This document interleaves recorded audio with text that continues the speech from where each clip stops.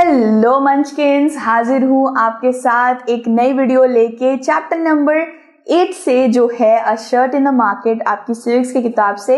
मैं हूँ अपराजिता और आपका ई विद्यार्थी .in में बहुत बहुत स्वागत है दोस्तों। और अप्पू की पाठशाला में भी यार आपका बहुत बहुत बहुत ज़्यादा स्वागत है। So welcome about guys. और सब बताओ यार, कैसे हो? बढ़िया हो? आई नो बहुत सारे लोग बोल रहे होंगे नहीं हम बढ़िया नहीं है, लेकिन आप बढ़िया होने ही चाहिए, क्योंकि इस कक्षा के अंदर सबको हंसना ही पड़ेगा। इस कक्षा के अंदर सबको एकदम खिलखिला के स्माइल देनी ही पड़ेगी, वरना नहीं चलेगा। Okay, so don't be sad, don't be mad, Aparajita here is to help. यार ये तो कुछ बना ही नहीं, चलो छोड़ो, जल्दी से हम लोग टॉपिक को स्टार्ट कर लेते हैं बिना बतौलाबाजी के। और जो टॉपिक है वो है the garment exporting factory near Delhi. भाई दिल्ली की तरफ आ गए हैं। और इससे पिछले वाले जितने भी टॉपिक है गाइस, कर लेना जल्दी से जाके, वरना कट्टी हो जानी है। ओके, पक्का कर लोगे? ठीक है भाई, फिर ठीक है। चलो यार, अब हम लोग जल्दी से हमारे टॉपिक को स्टार्ट करते हैं।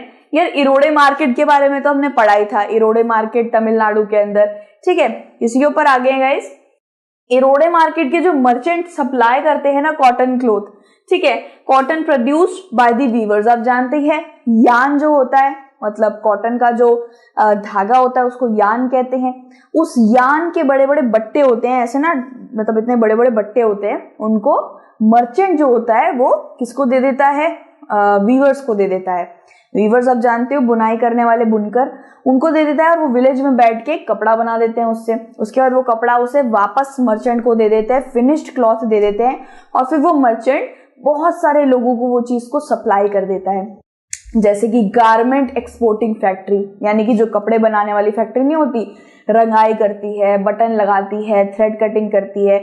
मतलब कपड़ा तो कुछ इस तरीके का स्क्वायर में ऐसे कपड़ा, वो ऐसे बहुत सारे कपड़ा उनको दे देते हैं बनाया। मर्चेंट सिर्फ कपड़ा देता है बना के, ठीक है, मतलब बनवा के एक मर्चेंट सिर्फ कपड़ा देता है, उसको कटिंग करके कुर्ता बनाना, सूट बनाना, टी शर्ट बनाना, शर्ट बनाना, वो सब गारमेंट एक्सपोर्टिंग फैक्ट्री करती है भाई। जैसे इस तरीके का कुछ प्रिंट हो जाए, या फिर उस पे धागे से कहीं से कुछ नॉट लगाना, या फिर कहीं पे बटन लगाना, कहीं पे पॉकेट होनी चाहिए। ये सारी की सारी चीजें गाइस गारमेंट एक्सपोर्टिंग फैक्ट्री, यानी कि फैक्ट्री में बनती है, गारमेंट फैक्ट्री में, ठीक है। और फिर वो गारमेंट फैक्ट्री क्या करती है गाइस, जब वो क्लोथ बना देती है, जब वो शर्ट वगैरह बना देती है, सूट वगैरह बना देती है, उसके बाद वो बाहर जितने भी फॉरेन बायर्स बैठे रहते हैं, या इंडिया में जितने भी बायर्स हैं जो अपने कपड़े का काम करना चाहते हैं, टी शर्ट वगैरह, जिसका भी वो धंधा कर रहे हैं, वो उनसे खरीद लेते हैं, गारमेंट फैक्ट्री से खरीद लेते हैं। जैसे कि मेरी 40 शर्ट, समझ लीजिए मैं एक शर्ट का धंधा करना चाहती हूँ,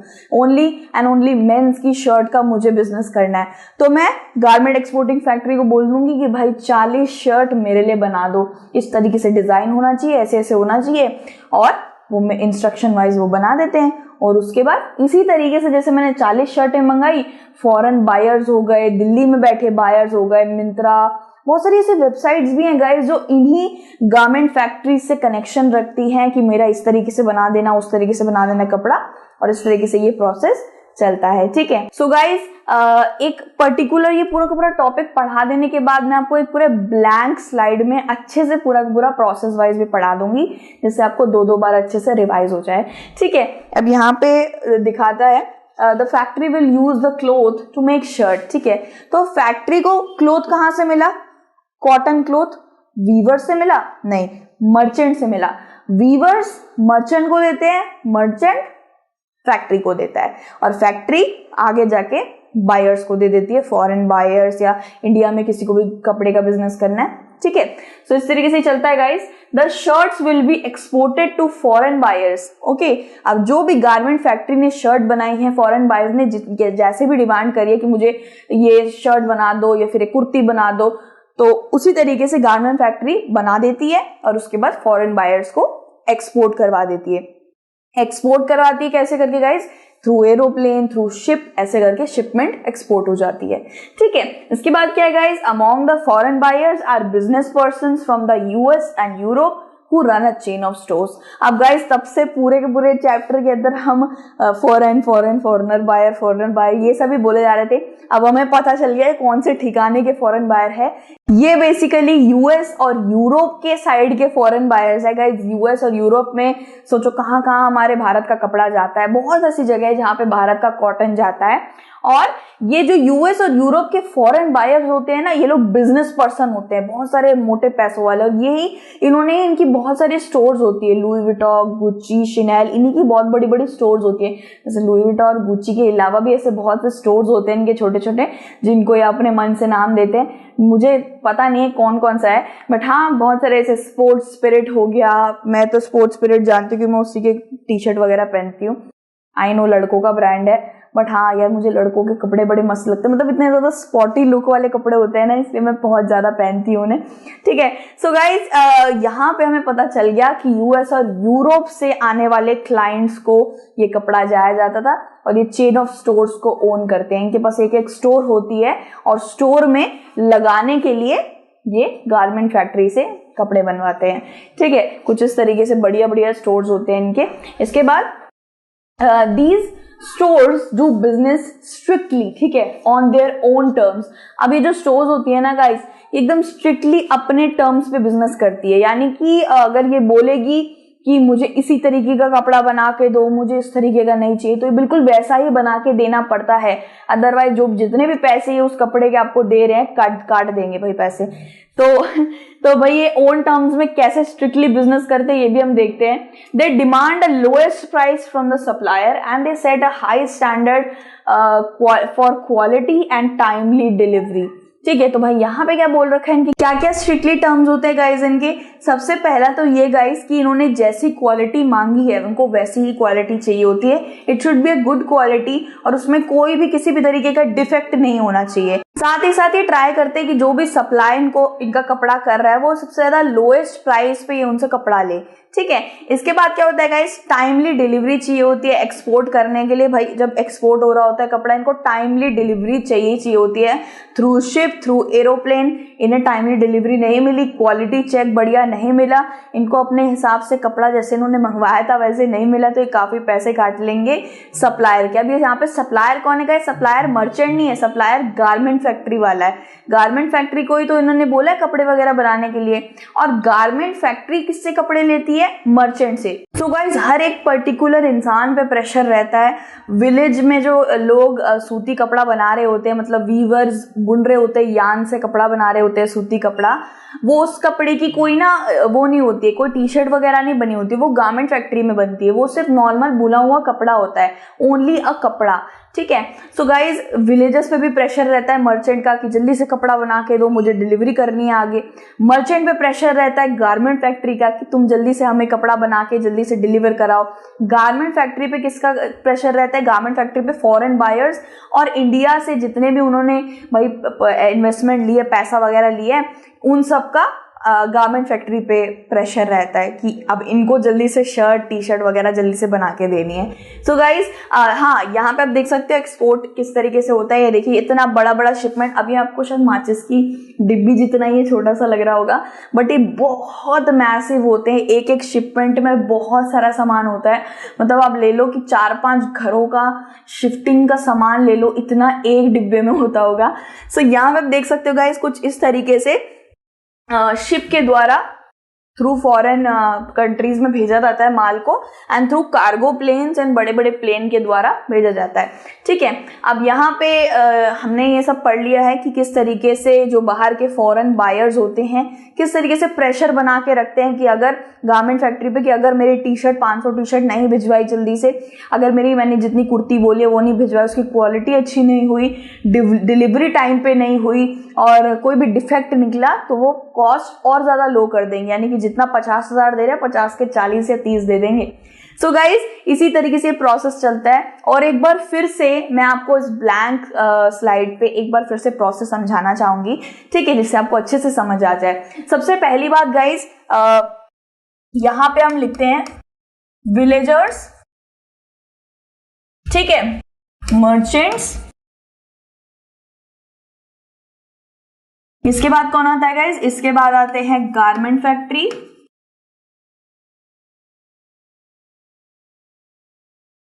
इसके बाद आते हैं गाइज फॉरेन बायर्स।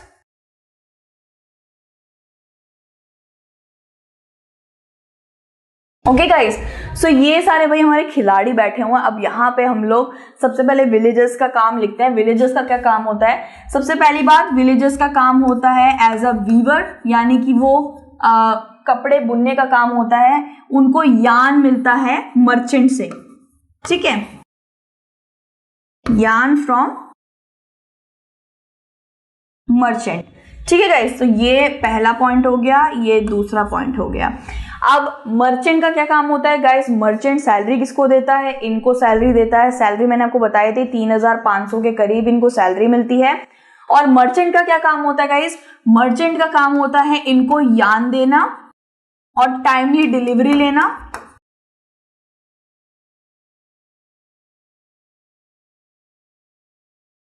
ठीक है, टाइमली डिलीवरी लेना, ये मर्चेंट का काम होता है। अब इसके बाद गाइज जब मर्चेंट के पास फिनिश्ड क्लॉथ आ जाता है ना, तो वो फिनिश्ड क्लॉथ किसको देता है गाइज? फिनिश्ड क्लॉथ अब मर्चेंट के पास आ गया है, किसके पास से? वीवर के पास से। वीवर ने भाई अपना काम कर दिया, फिनिश्ड क्लॉथ लाके मर्चेंट को दे दिया है। वीवर का गाइस सिर्फ एक ही काम होता है, मर्चेंट के ऑर्डर्स को फॉलो करना। मर्चेंट जिस भी तरीके का ऑर्डर बोलेगा कि इतने मुझे 40 कपड़ा सूती बना के दे दो, इतने कॉटन के क्लोथ बना के दे दो, 5000 ऑर्डर है इतना बना के दे दो, तो वो उतना बना के दे देता है। विलेजर एक बार, जो विलेज में जो वीवर्स होते हैं वो एक बार भी नहीं सोचते हैं कि ये किसके लिए बन रहा है, ये कितने रुपए में बिकेगा। उनका बस काम है बुन के देना, ठीक है। अब भाई मर्चेंट क्या करता है? मर्चेंट के पास फिनिश्ड क्लॉथ आ गया है गाइस। पहले ही बता दूं, इस क्लॉथ के अंदर कोई कटिंग, सिलाई, बटन लगा हुआ, छापा रंग, कोई कलर वगैरह कुछ नहीं है। जैसे ये मैंने पहन रखा है ना, एक हाथ इधर से निकल रहा है, कोई भी किसी भी तरीके की कटिंग वगैरह नहीं होती। इट्स जस्ट नॉर्मल, जैसे हम हैंडकरचीफ देखते हैं ना, कुछ इस तरीके का कपड़ा होता है, उसमें कोई कटिंग वगैरह कुछ नहीं, बिल्कुल ऐसा ही नॉर्मल बुना हुआ, बस धागे से वो बुन के उन्होंने कपड़ा दे दिया है। जितना भी सेंटीमीटर उनको चाहिए उतना सेंटीमीटर कपड़ा बस मर्चेंट को दे दिया है बुन के, ठीक है। अब मर्चेंट क्या करेगा? मर्चेंट गारमेंट फैक्ट्री को वो कपड़ा दे देगा। यहां पे हम लिख देते हैं कॉटन क्लोथ फ्रॉम मर्चेंट। अब यहां पे क्या हुआ है गाइस? मर्चेंट ने इनको कॉटन क्लोथ दे दिया है। अब गारमेंट फैक्ट्री उस पे शर्ट बनाए, उस पे कुर्ती बनाए, उसके अंदर बटन लगाए, उसके अंदर थ्रेड कटिंग करे, उस पे रंग चढ़ाए, टाई डाई, या फिर उसे ऐसे ही रहने दे, उसकी मर्जी है। अब इसके पास आगे से जितने भी, समझ लीजिए फॉरेन बायर ने एक ऑर्डर दिया इसको कि बस थोड़ी सी ना कटिंग करके और थोड़ा सा बटन लगा के मुझे दे दो, मुझे ऐसा ही चाहिए। समझ लो एक फॉरेन बायर ने कहा मुझे इस पर रंग चढ़ा हुआ भी चाहिए और सब कुछ चाहिए, तो इसी हिसाब से गारमेंट फैक्ट्री बना देती है उनके लिए, ठीक है। अब फॉरेन बायर्स कौन है गाइस? यूएस से और यूरोप से हमारे फॉरेन बायर्स आते हैं। इनके पास इनकी खुद की शॉप होती है, ठीक है। यहाँ पे हम लिख देते हैं they earn a shop, okay. यहाँ पे हम अच्छे से आपको एकदम बढ़िया से सिखा देने का है यार, क्योंकि ना एग्जाम में आ जाएगा और मतलब आपको पूरी तरीके से एक समझ आए, इसलिए मैं सारा का सारा लिख दे रही हूँ। They earn a shop guys, okay, they earn A shop. मेरी खिचड़ी मार राइटिंग में मत जाना। तो आई होप गाइज आपको अच्छे से समझ आ रहा होगा, मैंने जल्दीबाजी में मैं लिख रही हूँ, दैट्स वाई, ठीक है। सो ये शॉप अर्न करते हैं। अब ये गारमेंट फैक्ट्री को समझ लीजिए, इन्होंने गारमेंट फैक्ट्री को बोला है कि भाई मुझे 40 शर्ट चाहिए, 4 दिन के अंदर चाहिए, डिलीवरी टाइम बिल्कुल सही होना चाहिए और डिफेक्ट नहीं होना चाहिए माल के अंदर, क्वालिटी बढ़िया होनी चाहिए।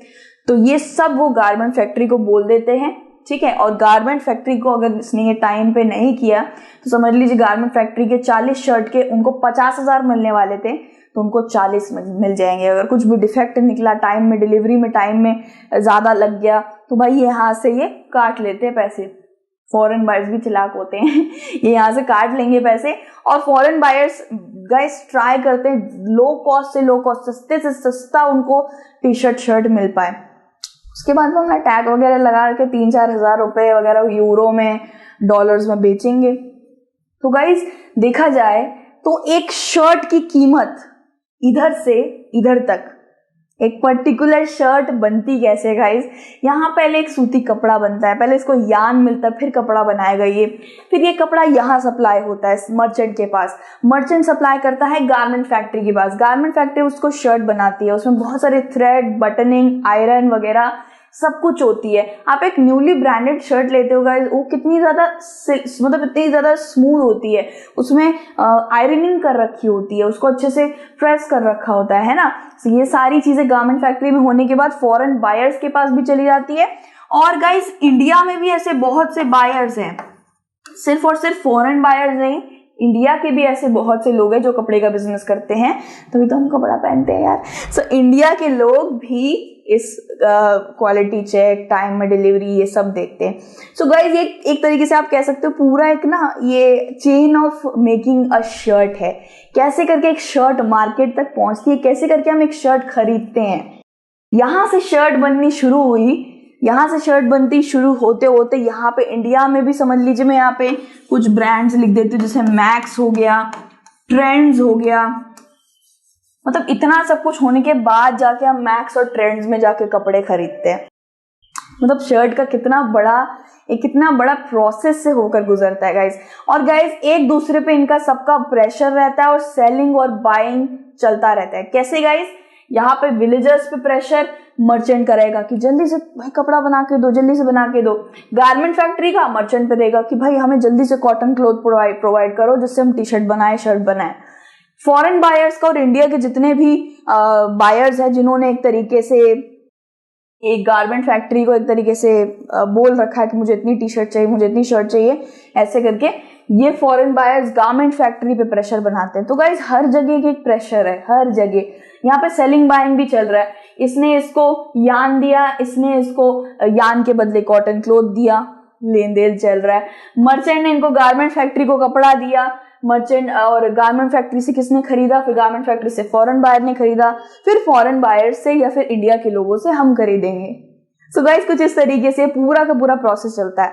आई थिंक आपको अगर स्क्रीनशॉट लेना होगा मेरी खिचड़ीपुर राइटिंग का तो ले लो, अदरवाइज अगर कुछ भी प्रॉब्लम आई है इसके बीच में so do let me know in the comment box guys, क्योंकि मैं फिर से एक बार अच्छे से समझा दूंगी, ठीक है। सो ये सब वो लोग हैं जिनका एक बहुत बड़ा रोल रहता है। और इन द लास्ट यहाँ पे फिर हम लोग शर्ट खरीदने पहुंच जाते हैं। We the people, we are the consumer. Okay guys आप देख सकते हो। तो ठीक है गाइज, अब बढ़ते हैं हम लोग आगे, जो है they get the maximum work out of the workers at the lowest possible ways. अब ये यार ये कौन बोल रहा है कि सबसे लोएस्ट पॉसिबल, जितने पैसों में कम में हो सकता है हम ट्राई करेंगे, ये कौन बोल रहा है गाइज? ये है हमारे फॉरेनर बायर्स, ठीक है, जो फॉरेन में बैठे रहते हैं, उनका भी दिमाग काफी ज्यादा तेज है।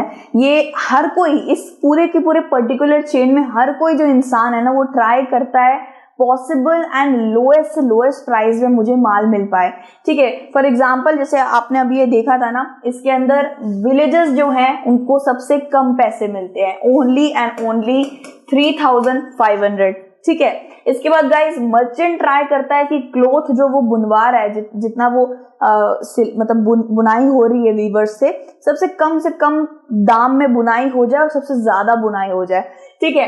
फिर गारमेंट फैक्ट्री ट्राई करती है कि जो वो क्लोथ इधर से ले रही है वो सस्ते से सस्ते रुपए में ले, और यहाँ से फॉरेन बायर्स से गारमेंट क्या करता है, वो ट्राई करता है ज्यादा से ज्यादा पैसे ले पाए फॉरेन बायर्स से, और फॉरेन बायर्स ट्राई कर रहे होते हैं कि वो सबसे कम पैसे दें और बढ़िया से बढ़िया क्वालिटी ले ले। तो यहाँ पे हर कोई अपना पत्ता बनाना चाह रहा है भाई, हर कोई यहाँ पे मैक्सिमम से मैक्सिमम एक तरीके से बेनिफिट्स लेने को आतुक है, ठीक है। और यहाँ पे जो भी वर्क कर रहे हैं लोग ट्राई करते हैं वर्कर्स से यानी कि विलेजर्स से लास्ट सबसे पहला फर्स्ट वाला जो प्राइमरी काम वो शुरू करते हैं, मतलब हल्दी चंदन करते हैं, वही सबसे पहले करते हैं सूती कपड़े का, और ट्राई करता है मर्चेंट की सबसे ज्यादा से ज्यादा पॉसिबल लोएस्ट प्राइस में वो अपना काम निकाल ले, ठीक है। Most of these workers are employed on a temporary basis. अब गाइज एक चीज यहाँ पे क्या है, अब यहाँ पे सिर्फ और सिर्फ विलेजर ही as a weaver as a worker नहीं है, यहाँ पे और भी कुछ वर्कर्स हैं जिनको पॉसिबली ट्राई करते हैं कि सबसे कम से कम पैसों में से ज्यादा काम करा ले। गारमेंट फैक्ट्रीज, गाइस फैक्ट्री के अंदर भी ऐसे बहुत सारे एम्प्लॉयज एंड वर्कर्स को रखा जाता है जिनको ट्राई करते हैं कम से कम पैसों में ये बहुत सारे कपड़े बना दे, बहुत सारी T shirt, shirt and kurti वगैरह बना दे। तो जो गारमेंट फैक्ट्री में जो वर्कर्स होते हैं गाइस, इन लोगों को टेम्पररी बेसिस में रखा जाता है। We are trying to take an example. एक यहाँ पे आपकी बुक के अंदर ही एक बहुत अच्छी फैक्ट्री का नाम दे रखा है, इम्पेक्स फैक्ट्री। इम्पेक्स फैक्ट्री में टोटल 70 वर्कर्स काम करते हैं और उनमें से सारी की सारी महिलाएं थी, वुमेन थी। इन सबको टेम्पररी बेसिस में रखा गया था, यानी कि जब तक काम होगा तब तक आप यहाँ काम करिए, otherwise you can leave the work, ठीक है। और इनसे जितना हो सके उतना कम से कम पैसों के अंदर वेज यानी कि सैलरी, कम से कम सैलरी के अंदर काम कराया जा सके। And whenever the employ feels like that the work is not needed, जब भी एम्प्लॉय कौन होता है? एम्प्लॉय एक मैनेजर टाइप बंदा होता है जो सारे लोगों को, एम्प्लॉयर को, वर्कर को हायर करता है, एक मैनेजर टाइप वर्कर बंदा, ठीक है। तो एम्प्लॉय क्या करता है? एम्प्लॉय देखता है कि हाँ चलो अभी काम नहीं है तो फालतू का लोगों को लेके क्यों रखे, वो काम ही नहीं है तो क्या काम करेंगे वो लोग, उनको फालतू की सैलरी देनी पड़ेगी। सो वो जितना भी काम है तो वो रख लेते हैं, नहीं है तो वो भगा देते हैं, मतलब भगा नहीं देते, मतलब आप काम छोड़ सकते हो, जब काम आएगा बता देंगे, कुछ इस तरीके से ही बोलते हैं गाइस। तो वो womens are employed as a helpers for thread cutting, buttoning, ironing and packaging. Guys सबसे ज्यादा इधर वुमेन्स को रखा गया है। इवन देखा जाए तो वुमेन्स और मेंस में मैं कोई तुलना नहीं करूंगी कि कौन बेस्ट कपड़े बनाता है, लेकिन या वुमेन्स काफी अच्छा सिलाई, कढ़ाई, बुनाई, बटनिंग ये सब बहुत अच्छा करती है। आयरनिंग करने के साथ मतलब इस वाले इम्पैक्ट फैक्ट्री के अंदर हमें 70 वुमेन्स ही दिए गए, सबसे ज्यादा वुमेन्स ही है इस फैक्ट्री के अंदर। तो यहाँ पे वो थ्रेड कटिंग, आयरनिंग, पैकेजिंग ये सारी चीजें वो करती हैं, as you can see in the photo. और देखा जाए तो इनकी भी सैलरी इनके मतलब एक्सपीरियंस तो नहीं, इनकी स्किल्स पर डिपेंड करती है गाइस। जैसे अगर हम बात करें थ्रेड कटिंग की, तो थ्रेड कटिंग की सबसे कम सैलरी है, बटन लगाने की शायद 1500 रुपए सैलरी है पर मंथ की बता रही हूँ मैं। टेलर की सबसे ज्यादा सैलरी है 3000 से 3500 तक, क्योंकि वो टेलरिंग करता है, बहुत ज्यादा मेहनत लगती है। और आयरनिंग की यानी कि प्रेस करने कपड़े की 1.5 रुपया पर कपड़ा, पर टी शर्ट 1.5 रुपया लगता है, बस उनको 1.5 रुपया, मतलब वो समझ लीजिए देखा जाए तो 2 शर्ट के 3 रुपए, 2 शर्ट और जोड़ो तो 6 रुपए, इस तरीके से उनको अपना दिहाड़ी बनाना पड़ता है। थ्रेड कटिंग, चेक करना, चेकिंग के 2000 रुपए लगते हैं। जो चेक नहीं करते कपड़ा की डिफेक्ट तो नहीं हो गया, आपने देखा होगा किसी फैक्ट्री के अंदर कुछ ना कुछ चेकिंग के लोग जरूर खड़े रहते हैं, जो भी आलू गंदा होता है उसको बाहर फेंकते हैं, जो भी कुछ ऐसा होता है उसको बाहर फेंक देते हैं। सो हर एक पर्टिकुलर इंसान के स्किल के हिसाब से उसको वेज दिया जाता है एक गारमेंट फैक्ट्री के अंदर, ठीक है गाइज। सो इसके बाद वाला जो टॉपिक आएगा वो है the shirt in the United states. अरे यार कहाँ का भ्रमण करा रहे हैं ये चैप्टर, फिर दिल्ली, फिर यूनाइटेड स्टेट्स, फिर तमिलनाडु का एरोडे मार्केट, ठीक है। चलो यूनाइटेड स्टेट्स मतलब इस टॉपिक पे मिलते हैं जल्दी से, और अपना ध्यान जरूर रखना। कमिंग सून अगेन, स्माइल अपने फेस पे हमेशा से रखना, और take care, God bless you and be happy, okay, bye.